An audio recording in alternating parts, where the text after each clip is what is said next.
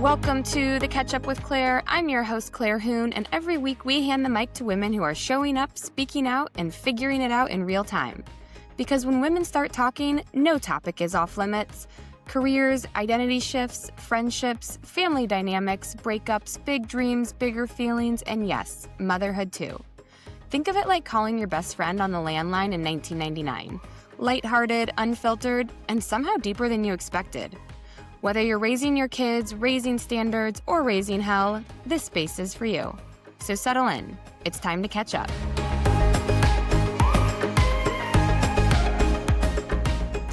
Welcome to the Catch Up with Claire. I'm your host, Claire Hoon, and today we are catching up with Ayelet Kaznelson. Ayelet is a lactation consultant and breastfeeding specialist. Ayelet and I were introduced a year ago through my therapist when I was looking for a lactation consultant following the birth of my third baby.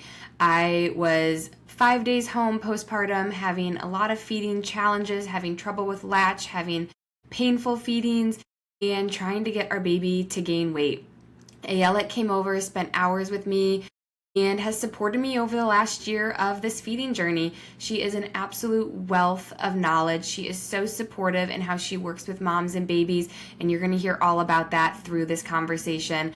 She even answers a handful of listener questions at the end, so stay tuned, and I hope you enjoy this catch up with Ayelet. Ayelet, welcome to the Catch Up with Claire. Hi, thank you. So good to be here. I am so excited about this conversation. I want to give our listeners a little bit of background on how we've been connected and how we came to this conversation.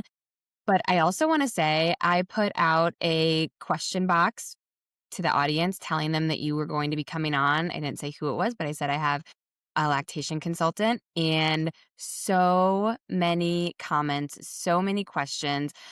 This is going to be a topic of conversation that I think so many listeners are really going to appreciate. So I'm very excited that you're here with us. So wonderful to know. Yay. So you and I met just about a year ago. I have an 11-month-old baby now, Stella, and you came over when I was 10 days postpartum because I was having what felt like significant feeding issues. And even though I'm a third-time mom and had breastfed 2 other babies with very different feeding journeys across, well, all 3 now, you came over and I feel like you were a little breastfeeding angel that helped us. You helped calm my nerves. You helped me feel just settled in what was a very complicated birth and postpartum. I was rehospitalized with postpartum preeclampsia. I wasn't having milk come in. The baby was losing weight. It would just felt like all of the things. And you came over and spent several hours with us. You helped me figure out how to help Stella latch. You helped me understand my supply, just with everything. And so, first of all, I want to just extend the biggest thank you. And also for those listeners who are listening, just to give some little idea of the type of support that you provide as a lactation consultant goes, at least in my experience, so much further beyond this is how you feed and this is a feeding schedule and sort of like the logistics of it all.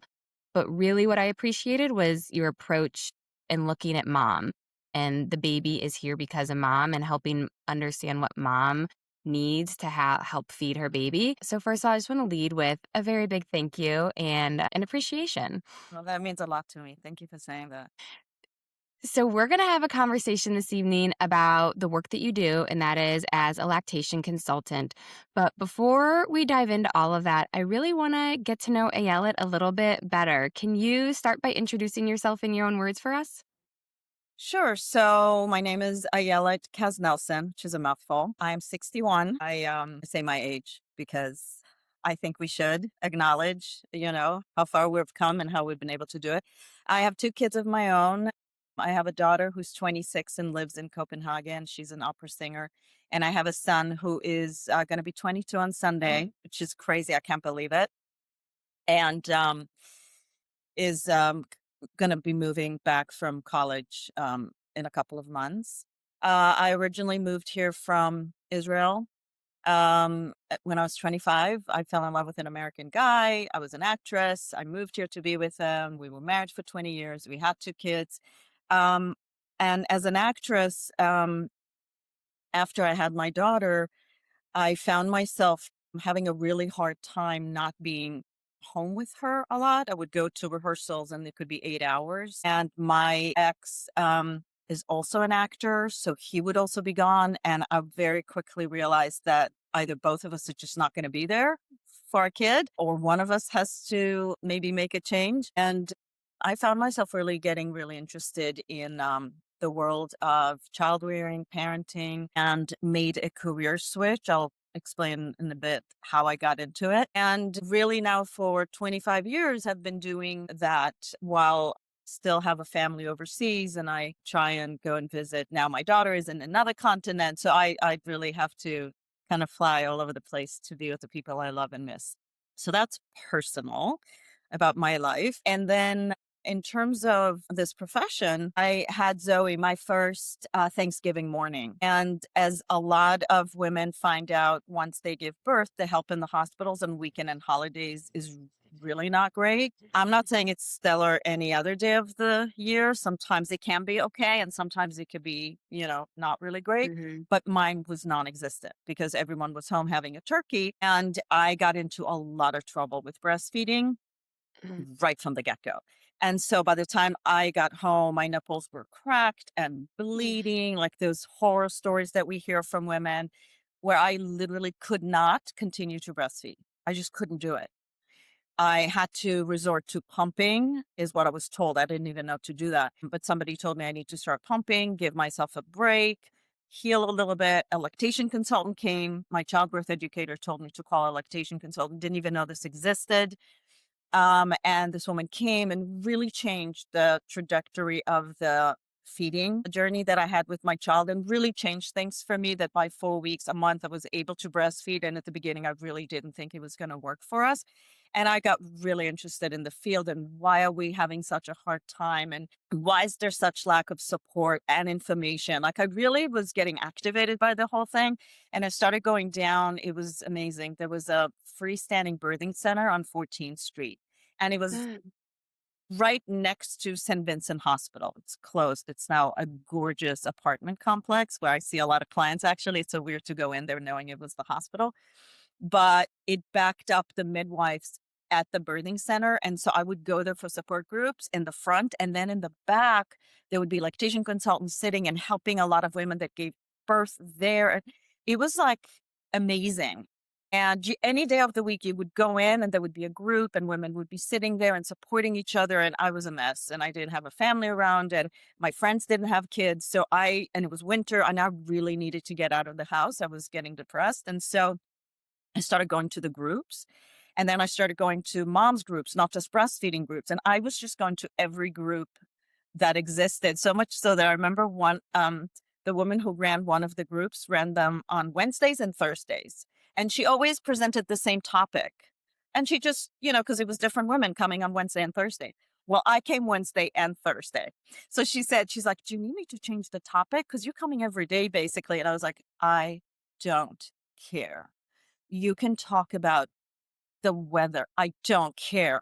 I need a place Just need to to get be. out. I needed to get dressed, brush my teeth, and be in another place where if my baby cries or something is up or I cry, it's going to be okay.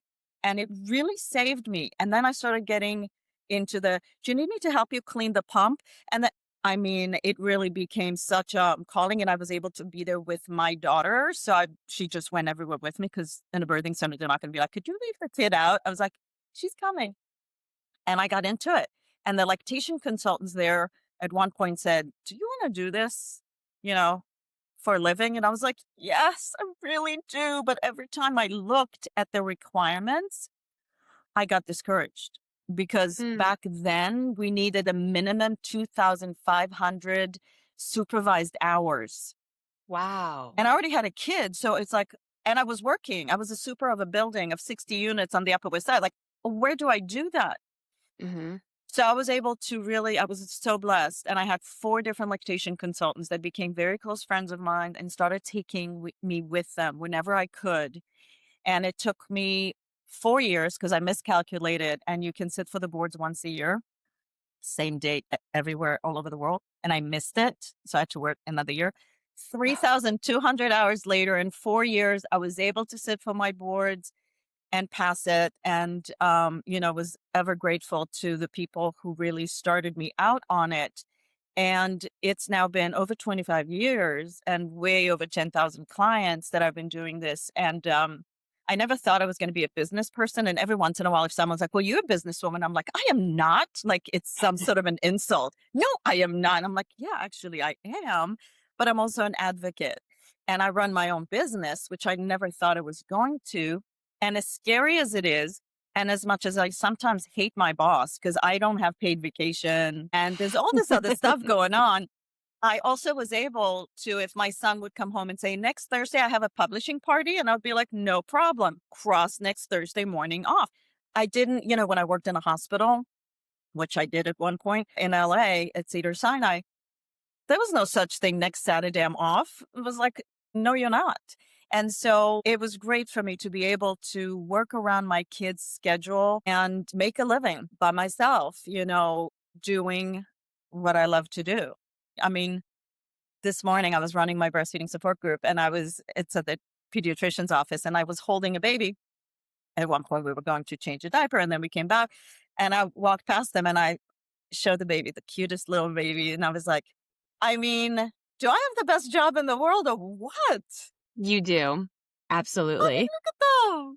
And so I feel so lucky that I've been able to do this. I always try not to get emotional because it's amazing to be able to do something you love and that you feel fulfilled and that is in on my own terms. I never compromise. Like I don't represent, pump companies or cream companies. You know that if I recommend something, it's because I really believe in it and not because I'm being paid on the side to say things like that. And it was a real hard journey for me.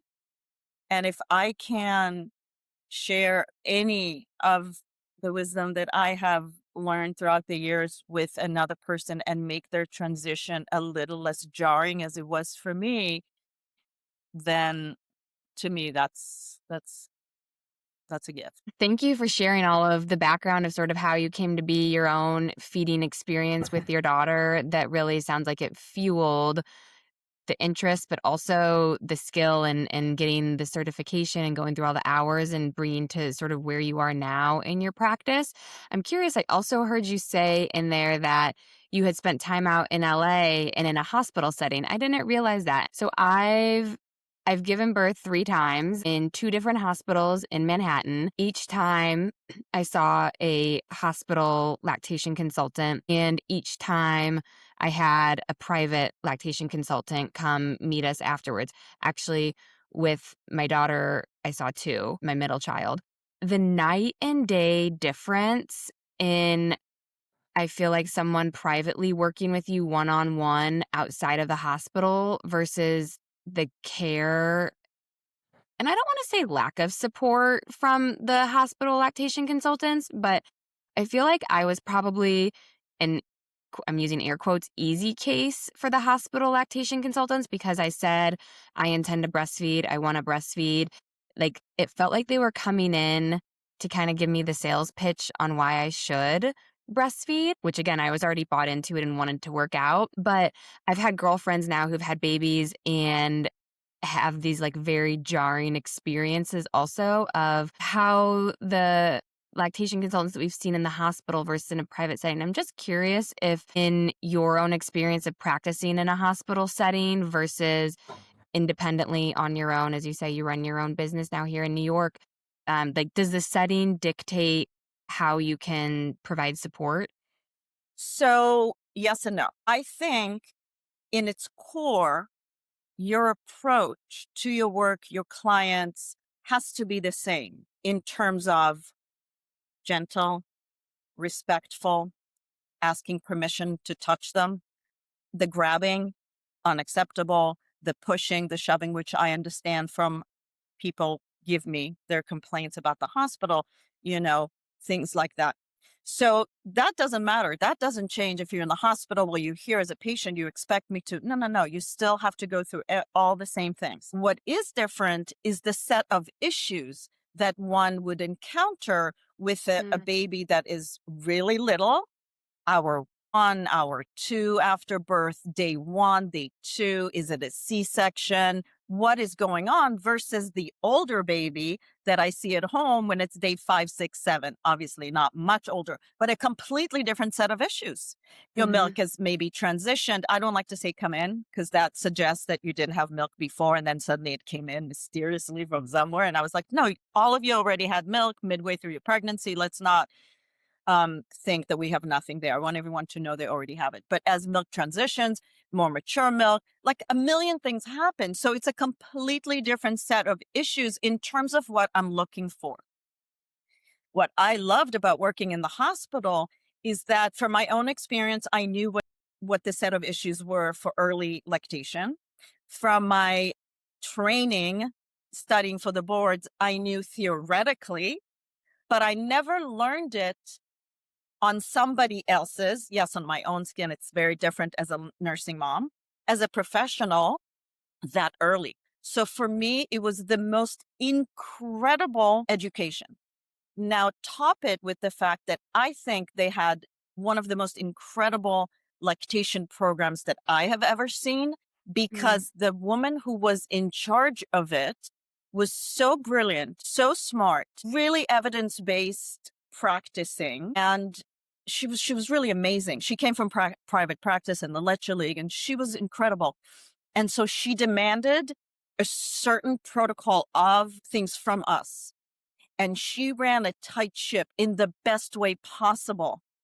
So if you came in, one of the biggest issues in hospitals is that each person that walks in to help you says something else. Mhm. One walks in and says, don't ever pump. The other one walks in and says, pump all the time. And the third one does say whenever you want to. So you leave saying, I have no idea. And how is it Mhm. so different? If she got word that a patient, because she would walk around and have questionnaires, had two different, versions of things, she would call you and she was like, what's your version? What's your version? Why is it like, let's go back to the books. Let's review again what the data says. Like you had to be on top of it. And so you did just walk in and say from the door, hey, how's it going? Everything's fine. Great. And then sign. If you did not walk in literally in her business, because without that, you can't see what's going on. You can't see from the door. What does it fly by? Hey, how's it going? Sounds great. Goodbye. I need you right here in everything, looking. Are they swallowing? How's the latch? Feeling, looking, all of that. And so she insisted on us actually watching a full feed. You walked in, she just fed, you give her your phone number, she calls you later. You don't say, I missed it. Oops. No, no, no. What do you mean you missed it? Explain that. How come you missed it? It's your job to make sure you didn't miss her before she got discharged. So if she was a C-section, you knew you had 3 days to get to her. If she's vaginal, you knew you had to get to her within the next 24, 36. Do you see? So it was our only job. And 365 days a year, you had someone there. So the Jews worked on Christmas. That's what I did. I covered Christmas, and the non-Jews would work on Yom Kippur for us. Like you always had someone there. It wasn't like, sorry, long weekend, Mhm. President's Day, you won't have anyone. What do you mean? That's what happened to me. That is what I expect from hospital. I was there only for a year and a half because of my ex was an actor. We moved there for gigs and then we moved back because I really didn't like it there. But that was an extremely important time for me in terms of my training. I don't want to work in hospitals. Again, I like to be my own boss. I don't like people telling me what to do. But it was amazing. And I saw how it should be Mhm. run, and I don't see it in the city. I see that sometimes you are lucky and you have someone amazing walking in, and sometimes you just fell on someone really bad. But I don't see it necessarily being uniformed, unfortunately. I just from my own experience, I agree with that, and also, like I said, talking with girlfriends who've had babies recently as well, experiencing the same thing. I think what you said there, though, already is why conversations like this are so necessary is just that education aspect, and I know you said you don't wanna use the word, "My milk hasn't come in," but, like, I've said that, my girlfriends say that, and it's milk is transitioning, and I Lang- but I also the language is so paramount.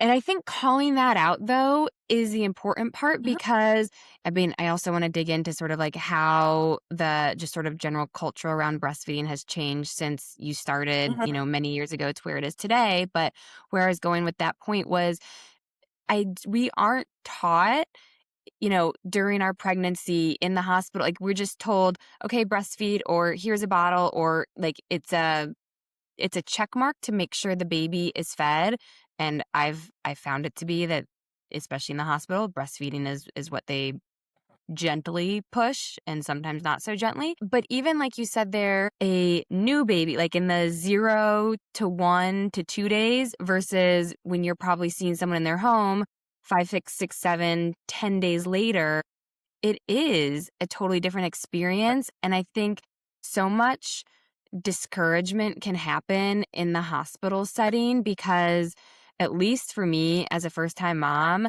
I was like, yeah, I'm going to breastfeed because I'm going to be home and it'll be easy and I won't have to worry about formula or bottles. And I just had this assumption that it would be easy. And I will say, in my first pregnancy or first postpartum, I feel like it was one of the most protective things because I ended up having severe postpartum depression. And I was very lucky that breastfeeding worked out. And I felt like it was something for me, it was the only thing that had me feeling bonded to the baby, and not bonded in an emotional way, but for me, it was like, I am responsible for feeding this baby. Like, I have to keep the baby alive. But on the flip side of that, like, I've had girlfriends just recently have babies who also were like, I thought breastfeeding would be easy. And they can't get the baby to latch, and they have, been told different positions and it still doesn't work. And they're like, okay, well, now I am just going to formula feed, or now I'm going to just be an exclusive pumper, and aren't given the right support of just because this isn't working in the hospital, it's because your baby is 0 days old. Like, let's try this again in 5 days. Let's try this again. And like, this is what you should do. Like, there's no expectation setting, I think, that it's not meant to be easy. You've never done this before. Your baby's never done this before. I think we really do need to have, when I teach prenatal classes, I really do. Look, it's not about scaring people. It's about having realistic expectations. It's about being prepared. If you're going to run a marathon, it will be foolish if I said to you, "You want to run marathon? When do you want to do it? Next week?" Great. Sounds good. Good luck. I have a feeling you'll be thirsty, tired, hungry. I don't know. But hey, we don't do that. Yet breastfeeding, we approach this way. We don't know what we don't know. So if I happen not to be online and look at things, and um my OB didn't tell me anything, and it's my first, and my family doesn't have whatever, then I approach it thinking I need to just do a lot of breathing for the birth. And then what? I don't realize that then I'm left on my own, that I will be discharged from the hospital with potentially a baby that's not feeding, and no one's going to catch it or tell me anything. Or that they're saying today your baby needs half an ounce, but they forgot to mention that by day 4, they may be 2 ounces. So on day 4, I'm still giving them half an ounce. And then we don't understand why they're screaming and not gaining or whatever. So there's no information. So we're totally set up.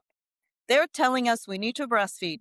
It's the best thing for the baby. If we don't do it, we better feel really crappy about ourselves because we're quitters and like not good enough moms and all of that. But we give zero chance of leaving the hospital with knowing anything. And so we're not making it possible. We're not making it user friendly. So if there's anything we can do when we're pregnant to prepare, yes, I do think everyone should take a breastfeeding prenatal class. And no, not just because I'm teaching it, it's because the research suggests that when we take a preparation class, we are better prepared. We know better what to do in case of an emergency. If something's happening, they're telling us to give a bottle. We know what to do with it, and to feel less anxiety when we approach it. Not to say we won't have issues, but I talk about, listen, you will be very, very tired at the beginning. You're not going to sleep for more than 2.5 hours if you're lucky at a time. What do we need to do then to get ourselves ready emotionally, and really talk through the beginning and how challenging it can be? wait, what? And this should be going smoothly while I'm Mhm. recovering from either vaginal birth. So I may not be able to sit. I may have stitches. I may have hemorrhoids or open stomach surgery if we had a C-section, trying to heal, yet taking care of another patient. Like, of course, it has disaster written all over it. And then no support. And some of us don't have families. And then we go, hey, Siri, how do I raise a kid? Hold on. Hey, Siri, stop. Because when I do it, she starts, hey, Siri, stop, stop. She was gonna answer. She does. She immediately is like, this is how you raise a kid. I'm like, I don't need your help. In fact, stop it. But it's true. How creepy I is mean, that? when you put it like that, yes, and I think it's just we aren't given the proper education.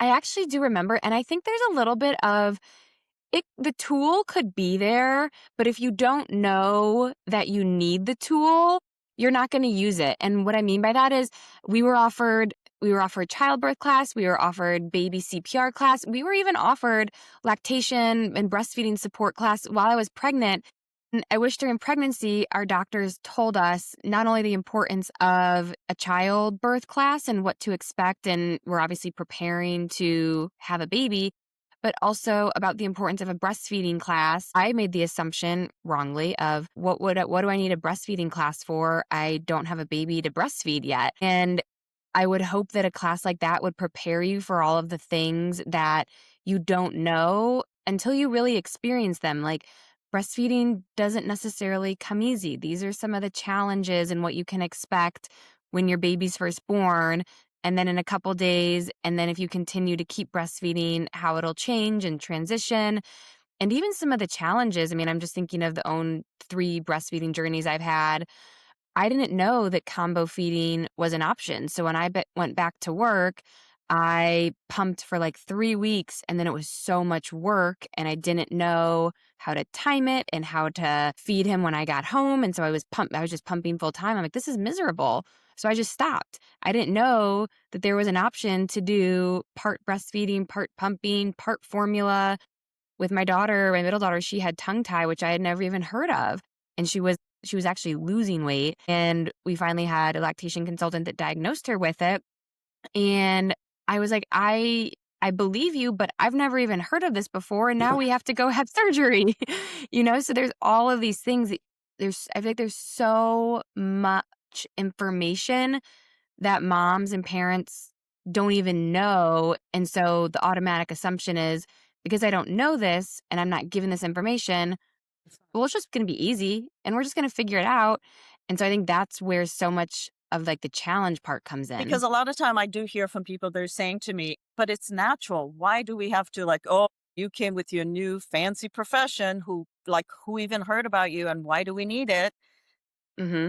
Who used to use one years ago. And we actually know what happened when there were no lactation consultants hundreds and hundreds of years ago. We were in shacks and tents together and you had the old crazy lady with the herbs, AKA lactation consultant, who would come and help you with things. And you watched other people give birth and nurse, and it was the most natural learned behavior. And now we don't learn it. As I said, ask AI how to do these things. It's Hmm. completely removed. It's funny. We always focus on the birth, right? We take so many classes. In 8 weeks, I took 8 weeks preparation, and I was so prepared for birth, which was textbook over and out in 17 hours. And then I wasn't ready for the rest of it, which was the rest of my life with my kids. And I was like, wait, what? I focused so much on what's already gone, even if it's really long. What, 3 days? How long do we labor for? And now what? Which is why when I teach prenatally, I teach taking care of a newborn. Let's learn. A lot of us don't even know. How do we pick them up? You don't just Hmm. pick them up. You have to learn how to pick them up. I have a baby here. How do we pick Yeah. how do we pick up a newborn? How do we change a diaper? How do we bathe them? How do we dress them, burp them, feed them if it's a bottle, breastfeeding? All the things that we need to know. How to know they're getting enough. What does it look like when they're swallowing? Why would I need a pump? Which one should I get? When would I use it? Like these things that you're like, what? I need to start pumping or don't I? And when do I?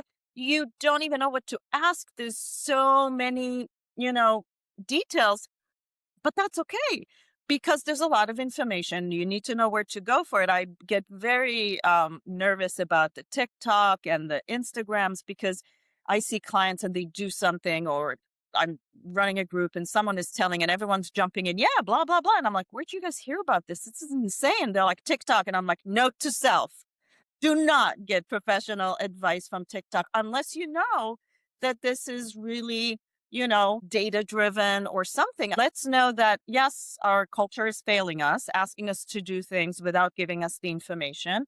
Let's now see how can we move forward in the most gentle way so we get back on. When I see women, most of the time, it's because they are having issues. Sometimes I see them just to confirm everything is fine. They're like, I know it's fine. I just want to hear it. But most of the time, there's something going on. And so um, when I'm there to do that, I talk to them about we have a goal, and we sometimes have to, we see where we want to get to, and we can't always get there in the straight line. Sometimes we have to take a little detour, but the detour doesn't mean we're now going to a totally different city. It just means that in a little bit, we're going to get back on the road that we originally intended to get on and get with it. And so allow ourselves to have detours in life constantly with our children, with breastfeeding, with anything in our lives. I actually think that with marriage and everything else, and forgive ourselves for having to take that detour and say, sorry, I'm going to be a little late, and then get there, sometimes longer than other. If we understand what's happening and why a certain plan is suggested, for instance,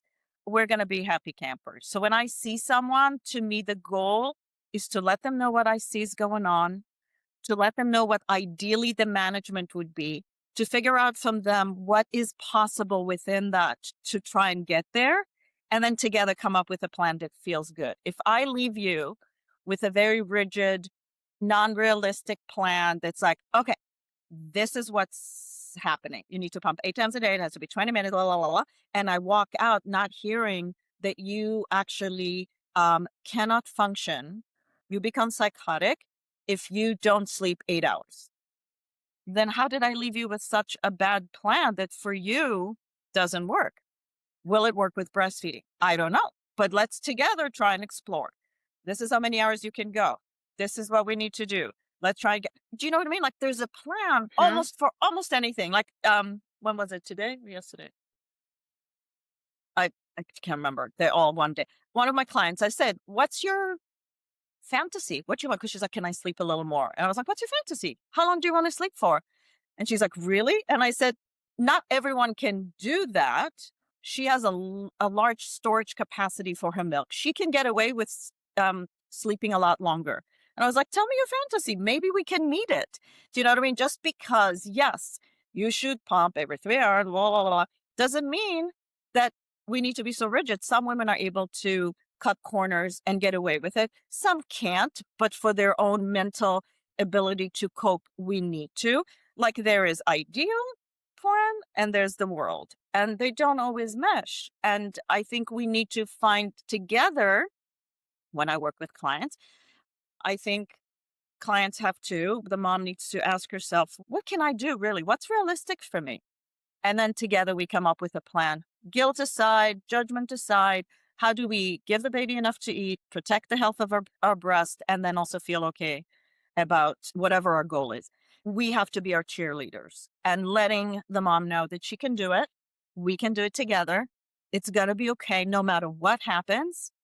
And we're doing it. We're together. We're fine. If we walk in and say anything that is negative, like, you have flat nipples. I'm like, wait, where did that come from? Did she ask you? Why are we Mhm. saying it? Is the baby Mhm. latching? Because if they are, why did you just have to say something to her that now suggests that she's less than perfect? Because now she's like, Now she's thinking about it. what's wrong with me? Or you have really Right. large breasts. And she's like, so sometimes, I see them at home and they're like, well, I was told I have really large breasts. And I was like, don't mean to burst your bubble, seen bigger. I mean, like, do you know what I mean? Like, I don't mean to offend you, but you're totally normal. Like, why do we Mhm. have to bring it up? are there some that are absolutely larger than, but we're talking about, significant issues. Not just like mine is larger than yours is smaller than mine. Why do we have to even like engage in that? Mhm. It immediately Mhm. sows doubt. What's not right about my nipple? I once saw a woman virtually, so I wasn't touching her.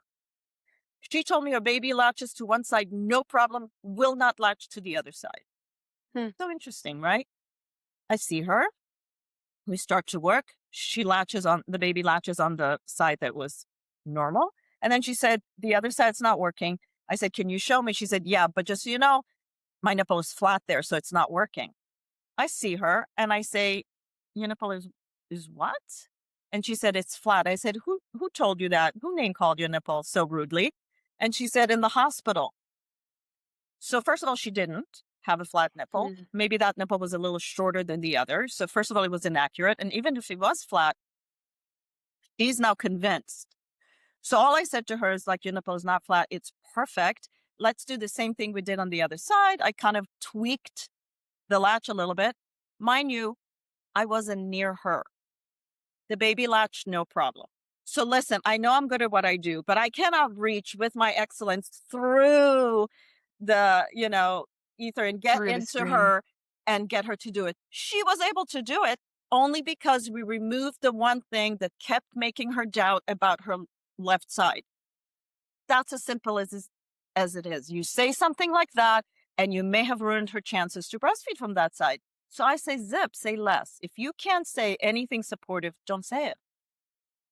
I think that's such an important thing that I hope people hear, listen, of like, pay attention to the language and lean into the supportive language. Like if you are working with someone or you have the experience of working with someone who is saying these things that sound very regimented or sound not that tearing you down, but it's like pointing out things about your body to make it feel like it's less than or in some way defective or unable to provide. Non-supportive N- language. n- Non-supportive Not language should not yes. exist around you, especially not during a time which is the most vulnerable time in a woman's life. The first few weeks, especially after the birth of her first child, like we're so susceptible and we know nothing, most of us. So we feel like everyone else is an expert, even though they may not be. Ayala, I'm so curious because what stands out to me is what I'm taking away is sort of like your feeding and practice philosophy. And I think in an era in sort of the generation in which we're living right now, at least against like my peers and when we're having our breastfeeding journeys, is there is so much stigma. At least there feels like there is so much stigma around how we choose to feed our babies. And I was saying this to a girlfriend of like, if everyone wants to know, like, are you breastfeeding or are you formula feeding? And you're immediately assigned not necessarily good or bad, but like it's noted the way that you feed your baby. When your kid is 5 and you're going out to dinner with your family and girlfriends are there and you and your kid like do they want a hot dog or a hamburger? No one cares. Like you're picking one or the other. And so it feels very heavy when you're making these feeding decisions with an infant that like 5 years from now, it's really not gonna matter. Like, what's gonna matter is that was your mental health okay? Was your baby fed? Did they thrive? Did you thrive? Were you supported? What I hear from everything and from my direct experience with you is such a supportive outlook with, again, mom in mind and supporting the needs of her and also baby. But talk to me about how what your feeding philosophy is as you're working with moms and babies and how you came to this approach. I'm wondering if it's through practice and experience or if you've always sort of been oriented this way. And it just makes me wonder because, as I said, I've worked with others previous to meeting you where I was given very regimented plans and it was, well, your supply is low. And so you need to power pump and you need to do like triple feeds and all these words that I learned. And while I understand the mechanics of like supply and demand, have calling someone in, finding out that like I'm not producing enough milk in a day to feed the baby. And so then we have to supplement. And then hearing again these terms that are like triple feeds and power pumping and every 3 hours. And I'm already tired. And it's like, okay, I have a plan. Now I have to like keep up with the plan to make sure I feed the baby. And it becomes this just like very, um, I don't know, regimented thing to, like you said, I'm already still recovering. I'm still wearing a diaper, like trying to keep this baby alive. I had a toddler at this point. So, talk to me a little bit about how you came to your style of practice and when you're working with moms. I think I mentioned a little bit before. Look, I know what the data tells us we need to do. In order to maximize a woman's capacity for making enough milk, she needs to remove milk 8 times a day, 15 to 20 minutes each time, ideally with a hospital grade pump if we're using an external source, not the baby, with then adding other things to help herbs, foods, power pumping, and such. So when I see someone, I am not saying that's not important. It's extremely important. But what also is important is to look at the dyad, right? The mom and the baby, to see their ability to understand what's happening, especially the mom at that point. The baby's not really understanding in that way. See what her most urgent needs are at in that moment. At the same time, assessing prognosis for milk production. I don't say it. It's all things that are happening quickly in my brain. Very quickly, I can tell if this is very promising, look at all the positive things, see what's happening, what's jumping at me. Watch the feeding, watch her pump, and then sit and say, this is what's happening. This is what I believe we can do. I am curious from you. I'm also seeing, let's say, if I do think she's very tired beyond the normal amount, because we're all tired, like worried about it, I will mention. And then we'll start talking about prioritizing what needs to be, are we prioritizing sleep or whatnot, pumping, all of that, explaining things like the triple plan, which I hate the name, but that plan doesn't have to always be this way. If we want to, we can choose, especially if we have night nurses and we're like, I need to get through the night with just pumping and bottle feeding. No problem. And do you need an extra hour of sleep? You have a nurse already helping you. Let's see if we can help you with 4 hours of sleep. Once we deal with the fact that she just needs to catch up with sleep and give her like a general sense of what the plan is, you need that like triage. You need to Yeah. understand, what are you treating right now? What's the most pressing thing? And breastfeeding many times isn't at that moment. Yes, I need to talk about not getting engorged when it's overly full. And yes, yes, yes, we need to manage all of that. But hold on, first I'm going to manage this. And then I'll keep talking about the other stuff. But if we're not paying attention to the most important stuff. So when I started noticing that giving blindly those stupid plans that the research and, me sitting for the boards, I know the answers, yeah, is not actually serving the needs of that client. And really, if we're quiet, we really know what she needs from us. If we just let the energy in the room, and I know it sounds a little bit, blah, blah, blah, but it really is like that. She's telling me, I know if she needs quiet voices, if she needs more energy. I know if she needs me to be really far away, not touch her at all, touch her. It's like you need to sit, listen what their needs are with the clinical part and the other part, and then marry the two and make sure you're leaving her with something she can handle. Because if not, you have failed her, because she's going to feel less than, not good enough. Everyone else is better than me, because what kind of a mom am I? Quitter and all of that, because you just didn't really meet her needs. So it's really on the Mhm. provider to be able to do that for her. And so I started focusing on really doing both the marriage of the clinical and the counseling part of it, so everyone feels good. So even if she chooses not to breastfeed, she does that from a place of power, a choice, not kind of like dragged against her will to do that, but saying, this is what I chose to do, and do it from. So sometimes I'm like, we can quit tomorrow, let's sleep first, make sure you don't get overly full, and then tomorrow we can regroup and see what happens. But that's how I found throughout the years what really made the most sense, and also really gave the best results, because at the end of the day, I want as many of my clients to meet their goals. When they meet their goals, it it helps me. I shared before we even started this call that when we first met, you had asked, sort of what are the goals and what are we working on? And I didn't even want to say out loud that I wanted to breastfeed for a year because I had thought that I thought that would be an easy thing to achieve in my first two breastfeeding journeys. And I didn't, I made it like 4 months with my first and then 8 months with my second.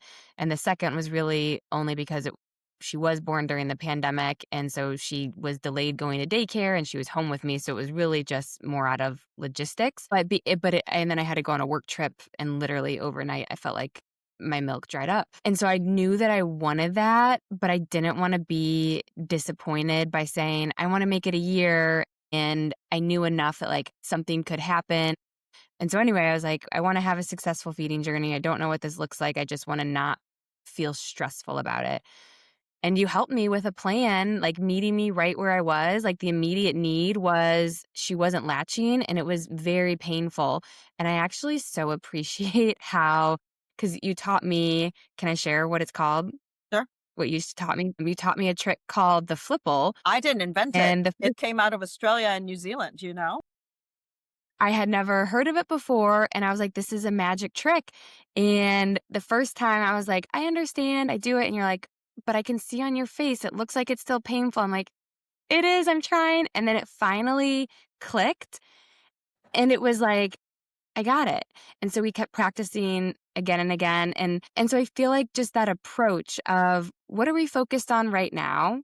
And exactly in the example that you said of like, let's figure out where we are right now, and we can figure out the rest when we need to, and we Right. can make adjustments. And then, I did have to do triple feed, not that you made me, but like you recommended triple feeding because I was on medication for the preeclampsia that reduced the supply, and so we were managing that. But once that resolved, we were able to adjust my plan again. And so I do feel like the approach of where is mom and baby right now, and then we can adjust. And like, I think that's an important message for listeners of just because your feeding experience is one thing on a certain day, it doesn't have to stay that way. It's going to be a journey, and it can ebb and it can flow, and different circumstances are going to come up that will impact that.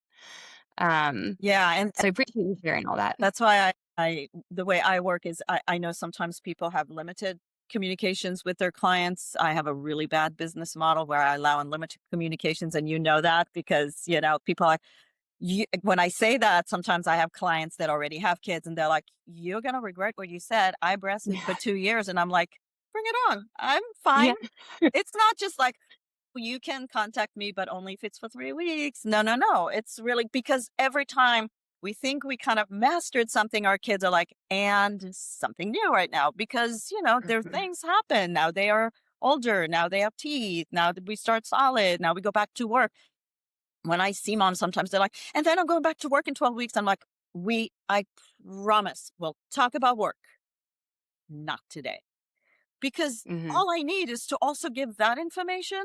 There's such an overload, and we can take very little. Our brain postpartum is not able to handle a lot. So this is why we need to like have like little the approach is like with babies, we have baby steps, and the same with the mom.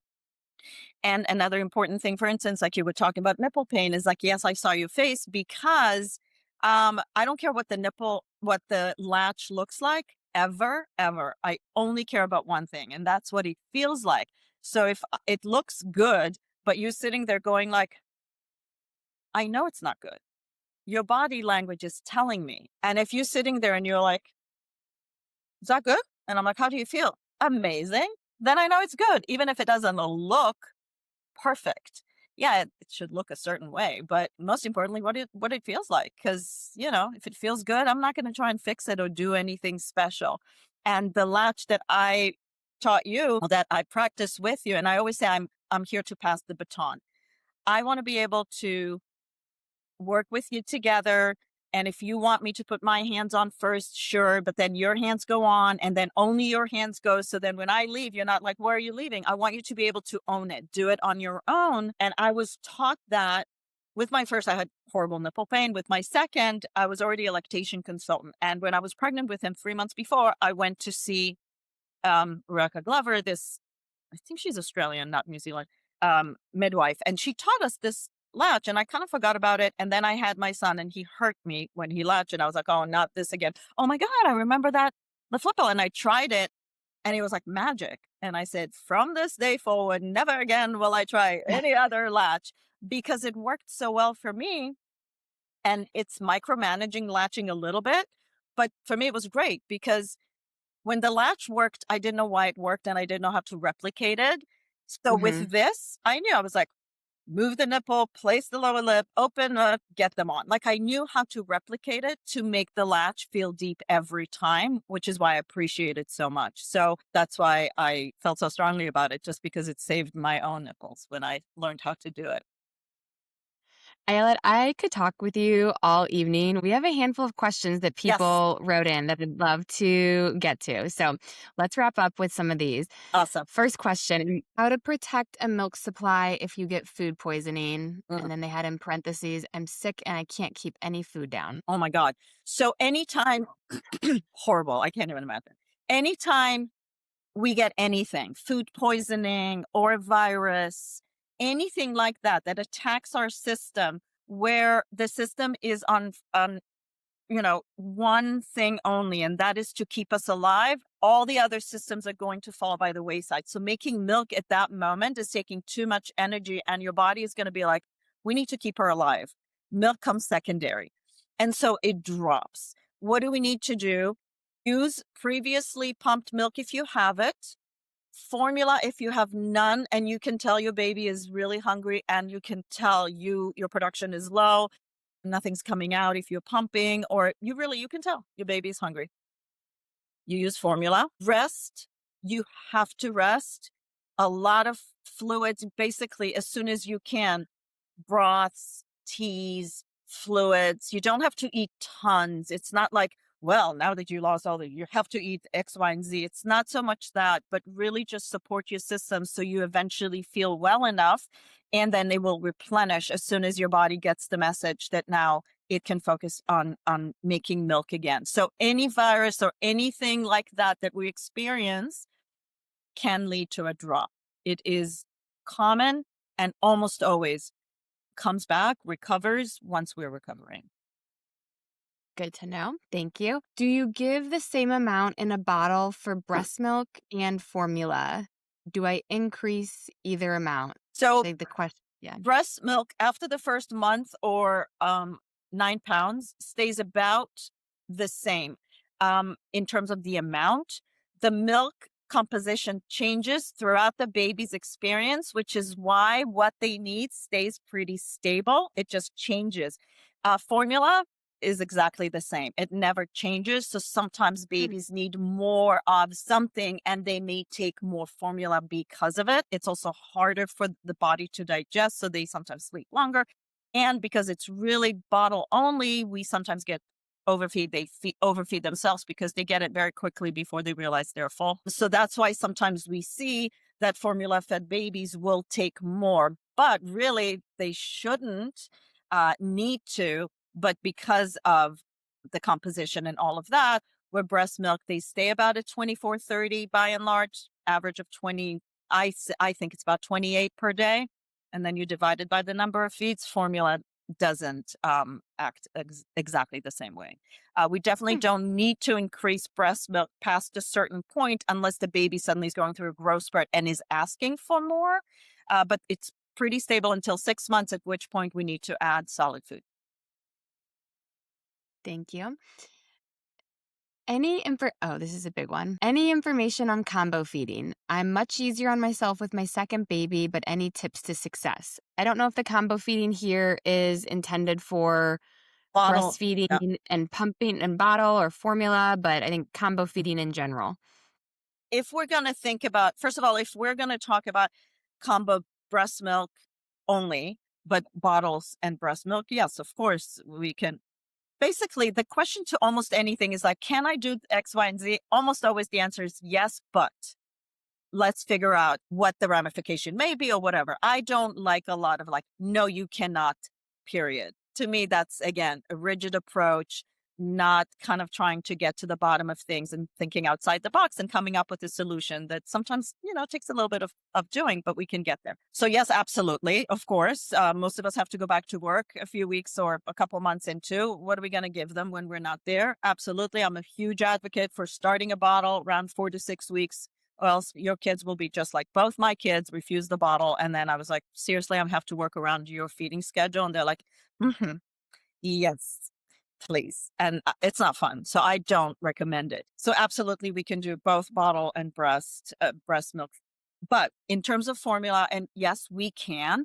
The big question mark is, will production start decreasing? Because what we end up doing many times is we get to a point that we don't necessarily, let's say we are not making enough milk for the baby. It's now 3 months into it. We've been doing a lot of pumping and we're like, I can't keep up all this pumping, but I do want to breastfeed. And I love that, but I don't love all the other stuff. Can I take a bit of a break? Like, okay, I will pump when I'm at work, or just at work, I really don't want to pump. Okay, let's think about it. We can pump in the morning, we can feed in the morning, in the evening, during the day you don't, yes, on weekends. But what does that mean?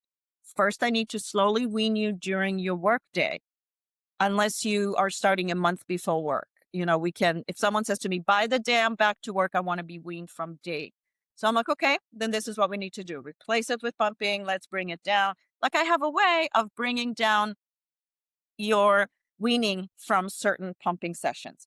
What then is my job to tell you is that there is a chance that your milk production will decrease to the point that your baby then will not want to breastfeed in the morning or in the evenings, because they may come to the breast in the morning or evenings and say, listen, I love you, but your milk production is too low for me to want to do it. So at this point, I'm weaning. So when we are coming up with a plan, I just need you to have realistic expectations and know that this may be a byproduct. And I have some women saying, I understand. It's a risk I'm willing to take because I can't do this anymore. Or I have moms like, nope, that's a deal breaker. I don't want to. So let me continue. So let's figure out how I am doing it. So the answer is yes. How do we support it during our waking hours or non-working hours? There are ways for us to support doing more pumping over the weekend, feeding morning, evening, and all of that. But to say to someone, no, you can't assume it's going to go down, it's not going to work, to me, again, is a lazy approach by a lactation consultant who's not willing to think about how can we be a little bit more inventive, coming up with a plan that will match while you understand the potential pitfalls, but let's come up with it together. I think that's such a supportive approach, and I didn't even know combo feeding existed at my first, and so I just quit altogether once I went back to work. So I'm glad that for the person who asked this question. Okay, the next one is something I have never heard about. Can we talk about induced lactation and if this prevents cancer?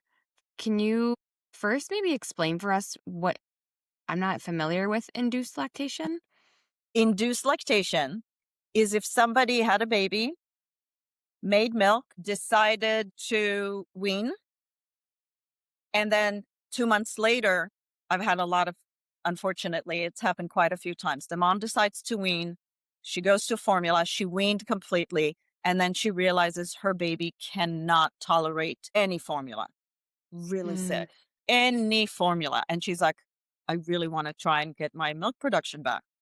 There's a protocol you have to do in order to do it. A lot of it is like hospital grade pump. Let's start pumping. Let's take herbs. Let's take medicine.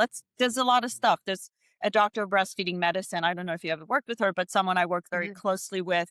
I adore her. I think she's brilliant. And I sent to her because she can use meds. She can do things that I'm not allowed to do because I'm not a doctor. You can actually um, um, do that and get your Hmm. now, do we get it really depends. When do we start?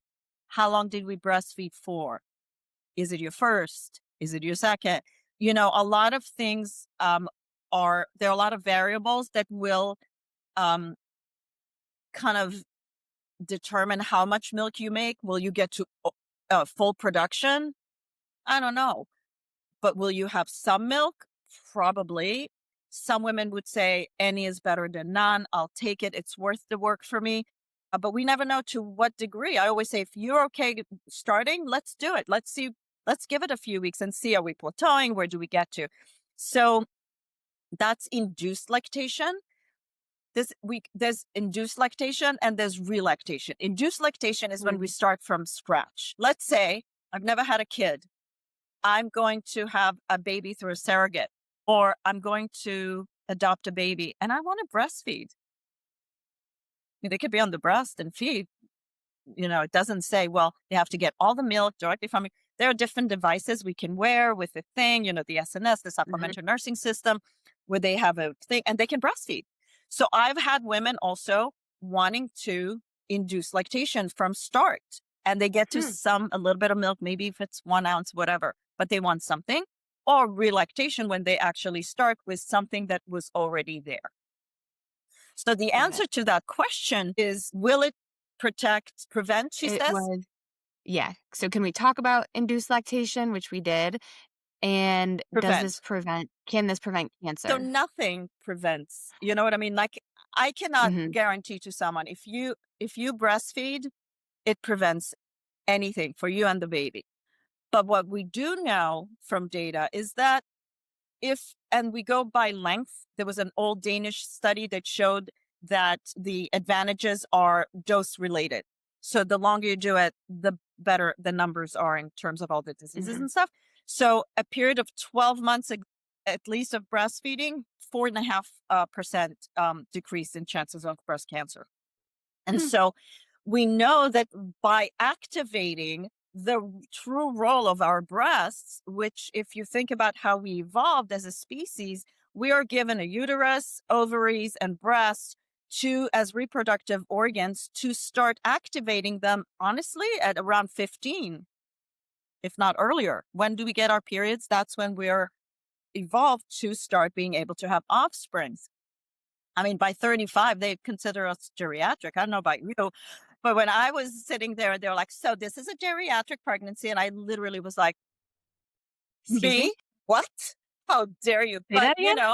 And so we um, need to activate those organs and everything, the system, for it to do all the positive things that really then are making us less susceptible to all these things, like promoting cellular differentiation, or it decreases exposure to estrogen. Like, those things are important, and you can only get that through like a pregnancy and then lactation. So if you go through Mm. pregnancy and lactation, then you are protecting yourself against all those diseases. So by definition, if you relactate, any form of lactation, you will decrease to some degree. I don't know exactly what the percentage is, because is it full production, not production? How many times do you do it? But it does.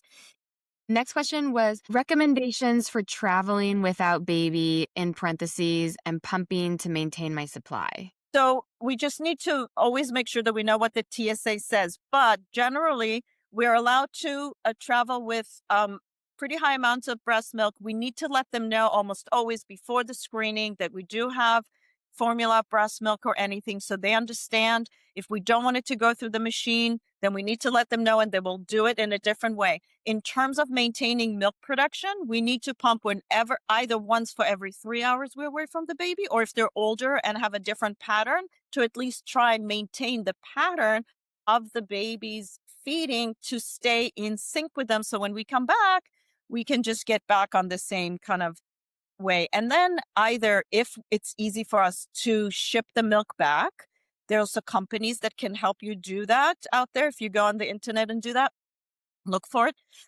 Or if you really can't, get rid of it. I mean, it's not so much just for collecting it and bring it back home.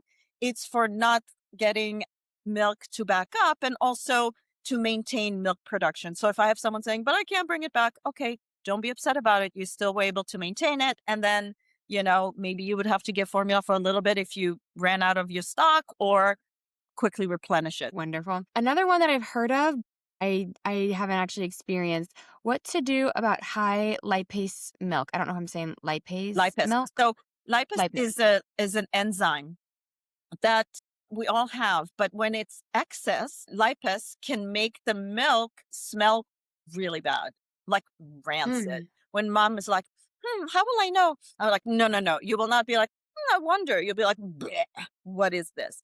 Now, some babies will take it no problem. It's not bad for them. It's just that some of them refuse it. And sometimes they Mm, will take it, but the mom is like, I can't bring myself to give it to them. I just can't do it. So if they refuse it and we have nothing else and we can't store milk, sometimes we need to use formula or donor milk. I always want to make sure that people know it's very expensive, but there are milk banks. If we need to have, milk in a way that's like controlled, there are milk banks. Some of us can get a prescription from our doctor and get it, but we would need to then give different milk. Most of the people I see, I write in there, please check your milk. If it's their first, if it's not, by that point, you already know if you have lipase or not because you have experiences with your first kids. But if it's their first, I usually say after the first few weeks, let's just freeze and test because the last thing I want is someone to collect 1,000,000 ounces and then realize that it's lipase, high lipase, and they have to toss the whole thing because the baby wouldn't take it. And if it smells not good at all, and you have verified that it really is like it's not the bags, it's not anything of how you collected it or whatever, and your baby won't take it, then you need to treat it. And how we treat it is you can't do anything with the milk that's already banked. That's it. But new milk, if you want to save it, you can scald it. Now, scalding is not boiling, it's different. Boiling is when all of it is, simmering. Scalding is when just the circumference in the pot is going, it starts to like make that little hissing sound.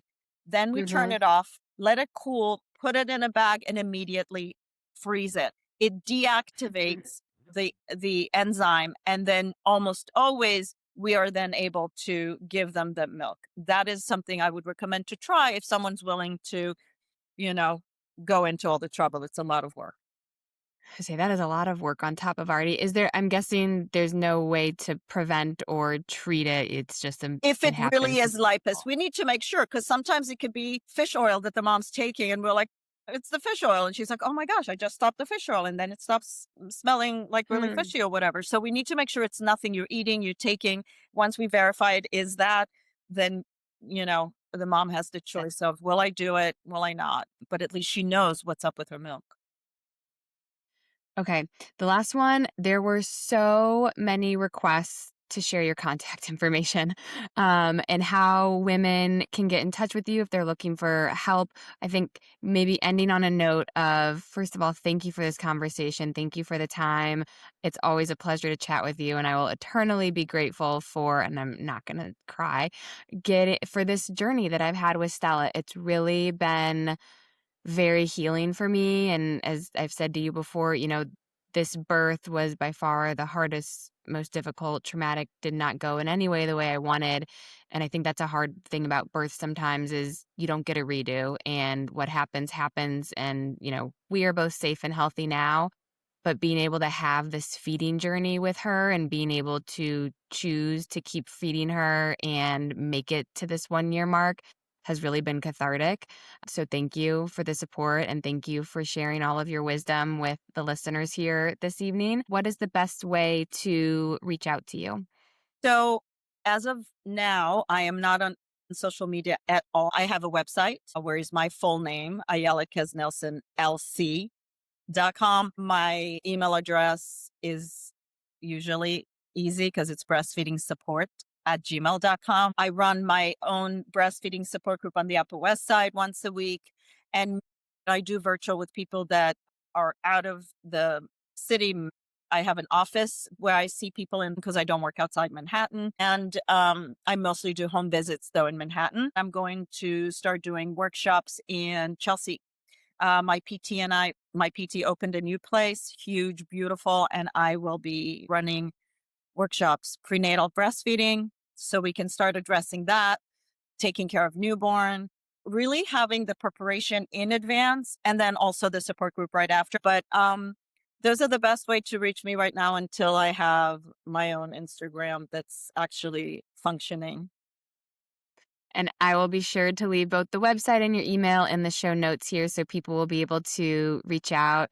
Ayla, thank you so much for this conversation. It was so nice chatting with It you. was great to see you again. Thank you. We'll talk soon. Okay. I hope you enjoyed this episode of The Catch Up with Claire. If you did, I would so appreciate if you subscribe, follow, rate, and comment wherever you're listening from. Share it with someone else you think might enjoy listening.